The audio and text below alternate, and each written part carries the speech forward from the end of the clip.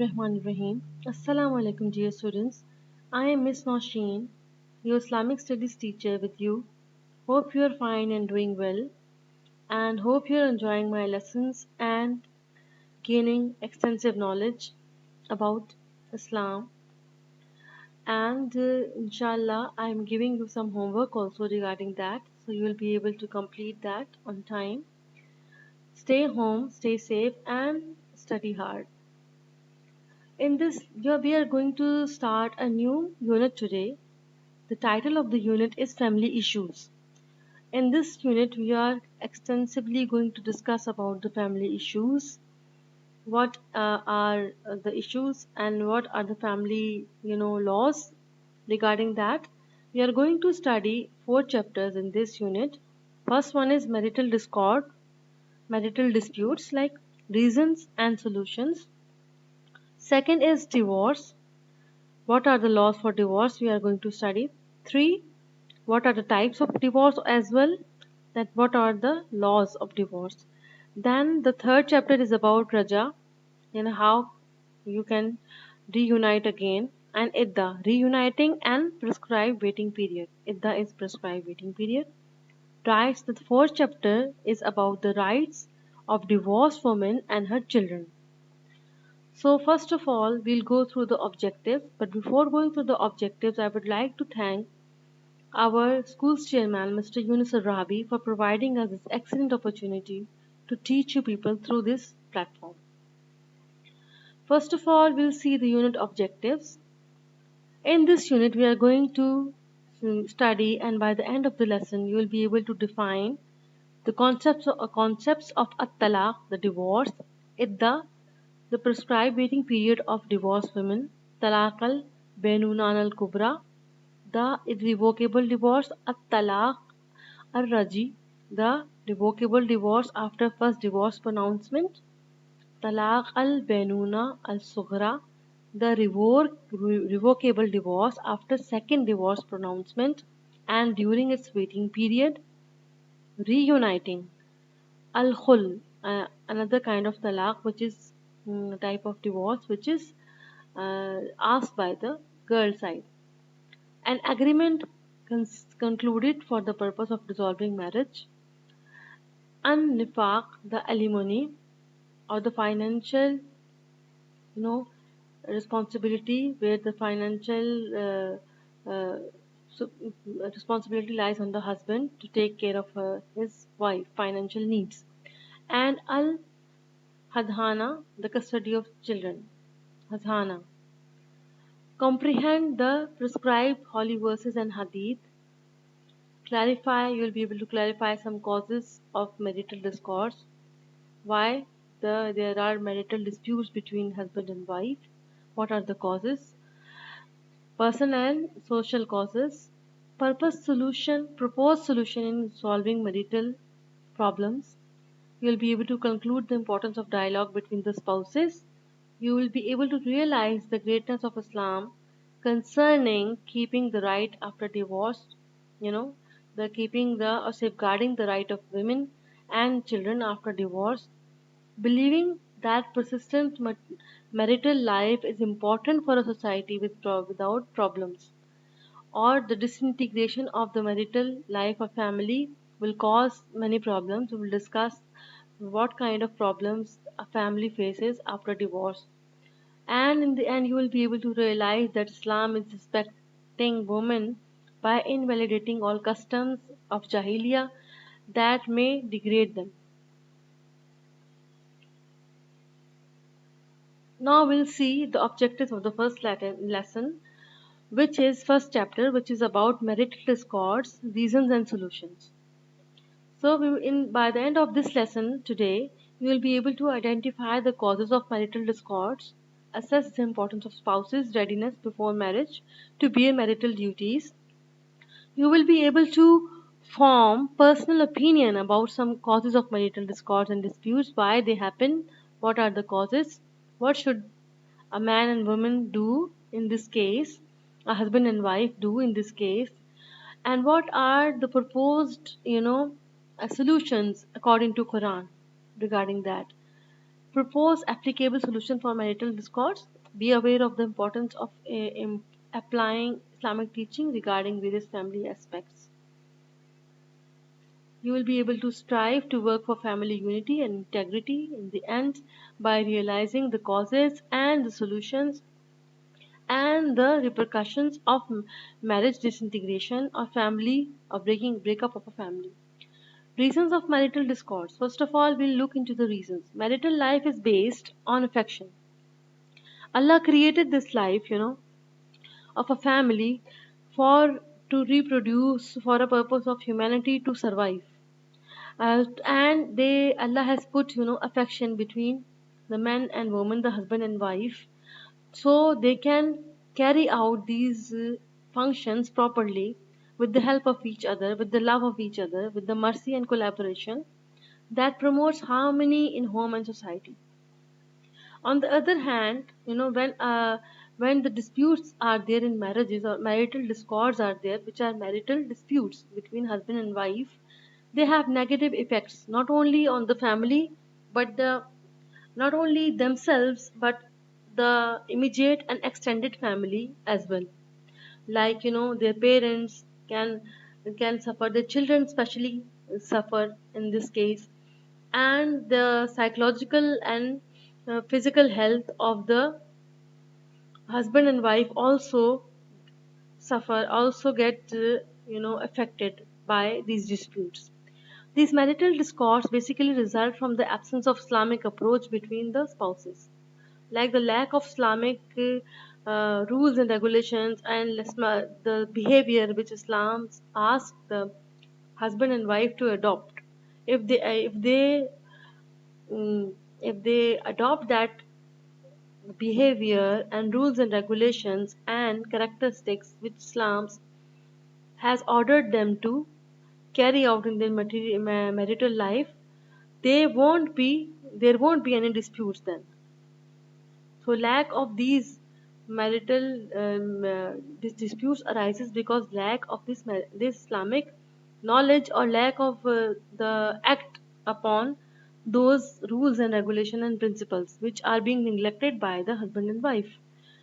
Not being ready and prepared for marriage responsibility. This is the first reason that sometimes the marriage happens when they reach the adolescence and the parent thinks that they should marry, or they themselves choose their spouses and they think that for you know for the sole purpose of maybe to have a partner in their life, they just get married without being realizing that are they able to you know to comprehend the responsibility or to take the responsibilities which are associated with this relationship.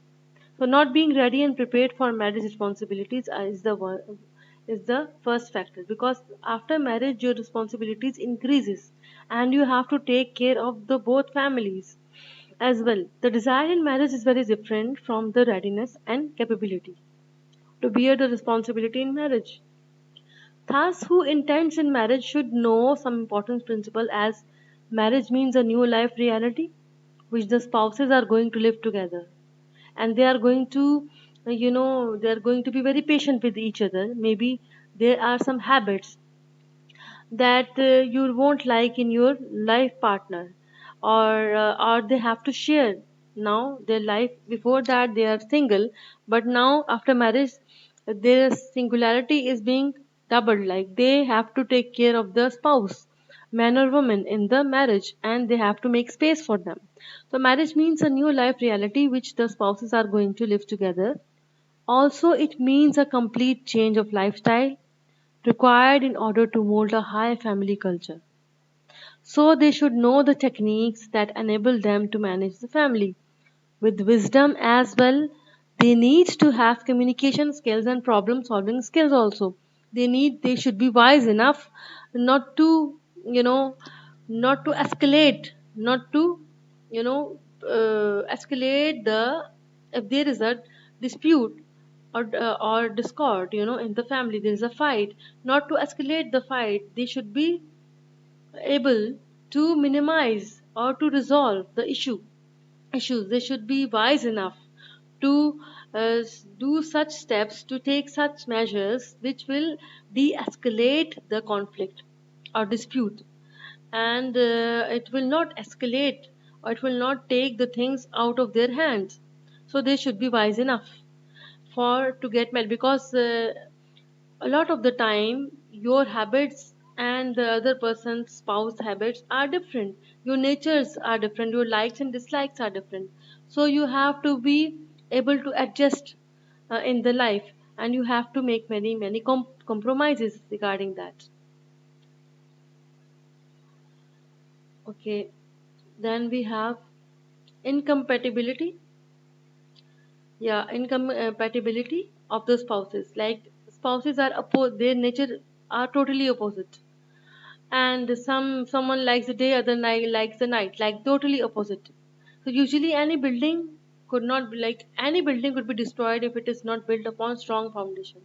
So compatibility, where you are coming from the same background, family background, or you have the same somewhat to so to some extent the same ideas and opinions about things, and you like to live in certain manner.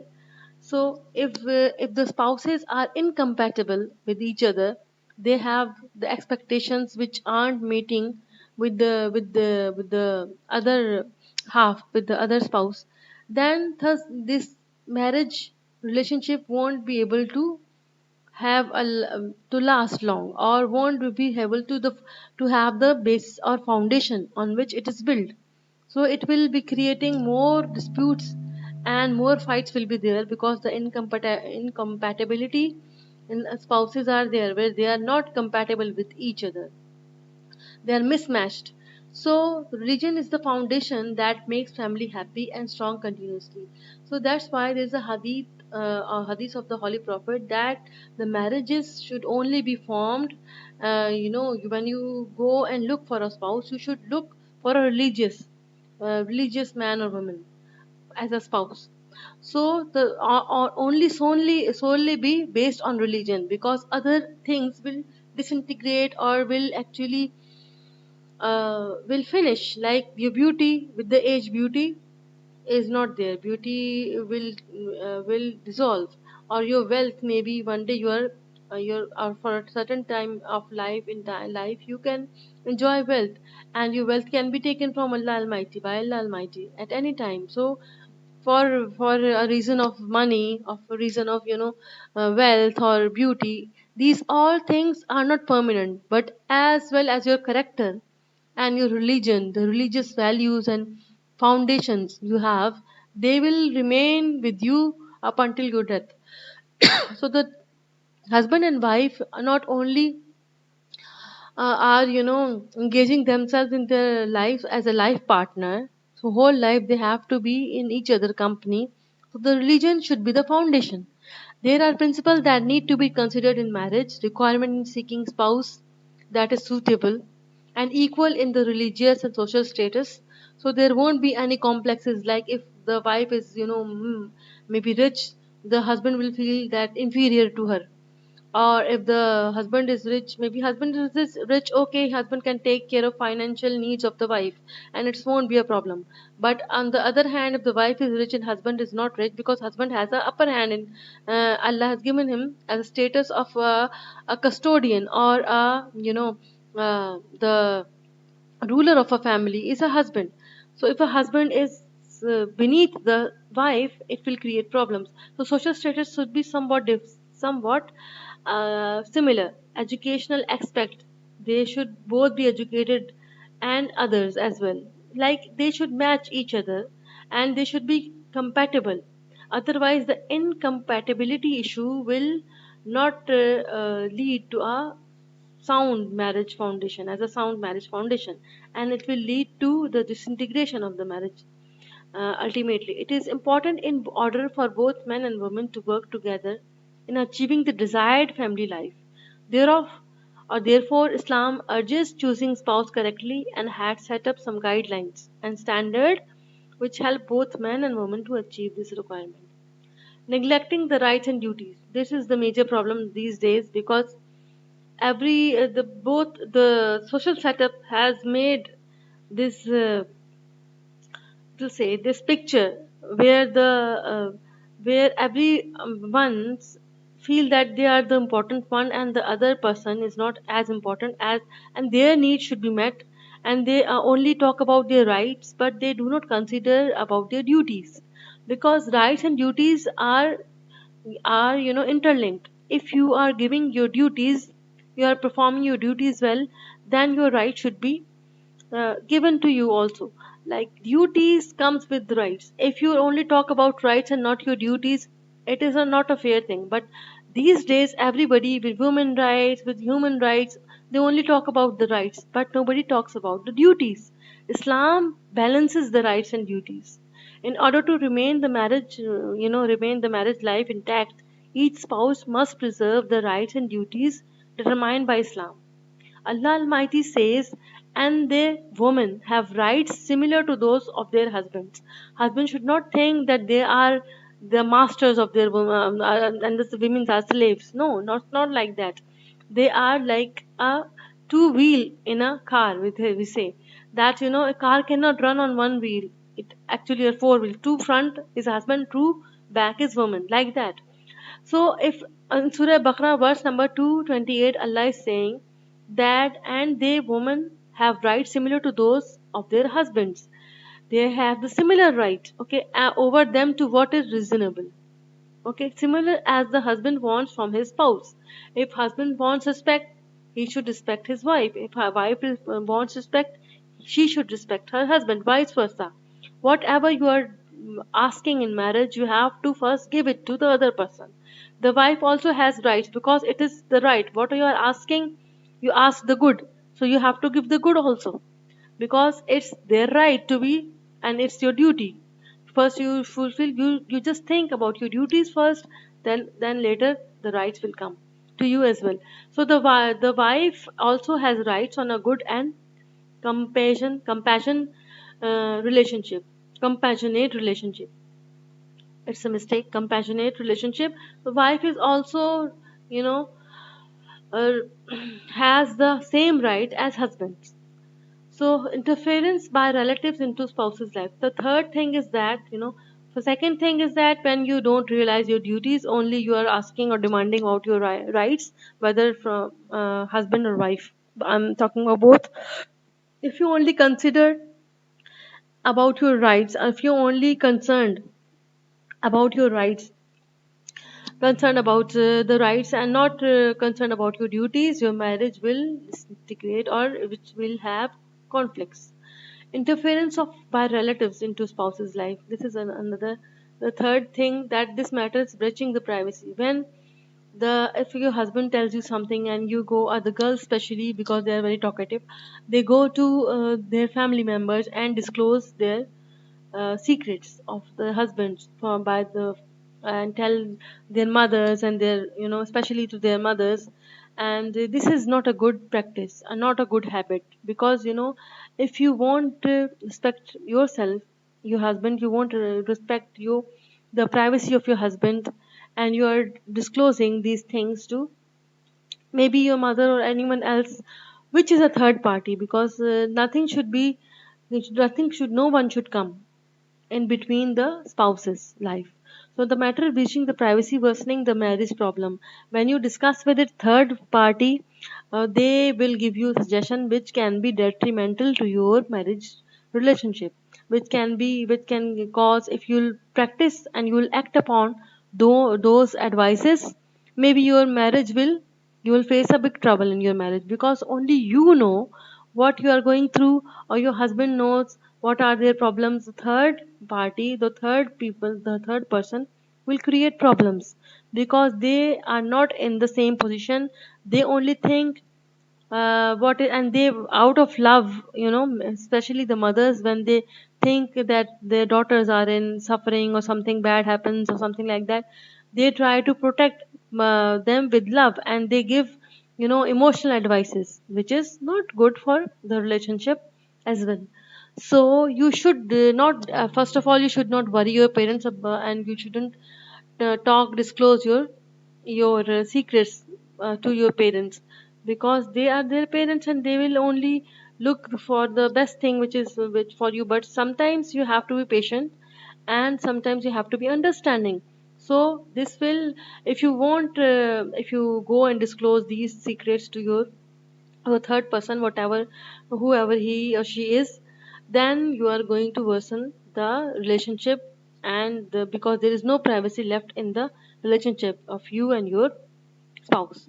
The loosening the relationship in the family, which will lead to crumbling of a family life, and then everybody, or the third party, will start interfering, and they think that this is their right to interfere and to suggest you whatever advices they have, and ending of a marriage also, because the disputes in this case will, first of all the dispute arises, and then it escalates also, spread also to a major problem. It may turn into a major problem. The interference should only happen in order to solve the marital discord. By Allah Almighty is only, allowing that if the if the relationship between you and your wife, or your husband, or you between husband and a wife, or a wife or a husband, reach to a status that you stop talking to each other, and you don't want to communicate and resolve your issues by bilateral mutual discussion, then in that case, the thing is that you will take the wisest man in you from your family, one person from girl and one person from boy, and they can, and they can negotiate the terms and conditions, or to resolve the marital disputes. Lot of wisdom and sense of equality, or someone who is neutral from the both side, one side, from the both families, and one member should be taken, who is considered as unbiased, and who will, a just person, and some requirements are there of their strength of character. If there's such a person, he will only mediate in between the wife and the husband, by knowing the good time and suitable person for interference to interfere. Imitating others, yeah, when you try to follow others, like my neighbor has a this much big car, my husband buy it, my husband cannot afford it, or this and that girl and my sister-in-law and my brother-in-law have this much big house. Why? So imitating others or copying others, or try to compare other your life with others, will also cause dispute in your marital life, because you are going through some test which Allah Almighty has put in your life, and the others, maybe you don't know, the others are going through some test also in their lives, but all you see is the apparent picture of a very wealthy, happy, life. On the other hand, if you have little disputes, you will make them into, making a, to say, making this is the English proverb, making I just can't remember right now. So making a mole, something like of hell, something like that. So imitating others, it will actually affect on your marriage, and one of two spouses aim at changing the lifestyle, copying some of what media displays, or media, yeah, media plays a very vital role in that also. That also media will will show you the wealthy families all over the world, and wealthy, and they don't show the problems which a common man, a common life, a mediocre life, or a middle class life, or poor people, with their problems. They only try to portray the best picture of their, wealthy and opulent and affluent, and these kind of pictures, which will only create illusions in the uh, it will to say the spouse, the girl or the boy's mind, and they think that after marriage it will be a bed of roses, but marriage is actually um, require patience and understanding, and a lot of sacrifice to work. So this change may be restricted by the other spouse, especially if it affects the religion or some social customs and traditions. Social customs and traditions, where you need to feel that you have some sort of, show off. You have to like something to be tangible, to be shown to people. But otherwise, marriage discords are only happen because of these reasons.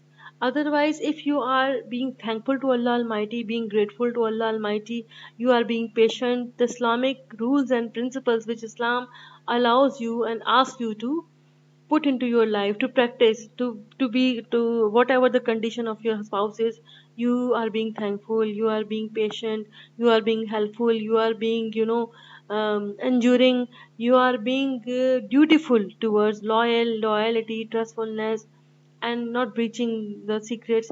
These all the things which Islam prohibits, and not thinking bad about the people, the spouse, relatives, and everything, respecting each one of them, and living your life with justice and equality and balanced approach. So your marital life will not give you any problem.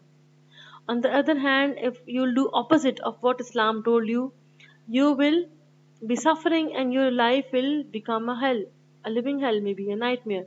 So a marital life discords only happen for these reasons, major. These are the major reasons.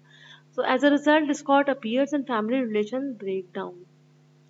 Discords, regardless of their causes, solution of marital sorrow. Now, what are the solutions? We'll look into it. Discords or disputes, regardless of their causes, can be avoided if the two spouses understand each other. You try to, first of all, you try to communicate. Whenever there is a problem, you try to communicate with your husband directly and in a very best way possible, with humbleness, with respect, with best and good words. Focus on positive and then disregard negative. According to Allah Almighty say, because nobody is perfect. If you will look for perfection in this world, you won't find anybody, because perfection is only with Allah Almighty. And we all have our mishaps, and we lack in some areas and we are strengthened in another areas. And He has put between you affection and mercy. He has put between you affection and mercy. So see that you are being being intimate with each other. You have a bond with each other, which is a very strong bond, and you have family, you have children. So consider these things, positive things, and try to be patient and try to endure. If there are major problems, try to resolve them on your own, and try to the last of your strength, up until the last of your strength. Try to pray towards Allah Almighty, and try to be logical and respectful, humble, and try whatever you can to save your marriage. So also, it needs a lot of time and effort, not only to solve the marital discord disputes, but to prevent it as well. Prevention is better than cure, it is a saying. So prevent the bone of contention should not be there. Try to change yourself or work on yourself, and try to avoid, or not to do those things which will create a discord or dispute in a marriage. And do not forget liberality between yourselves. Truly, Allah is all seer of what you do.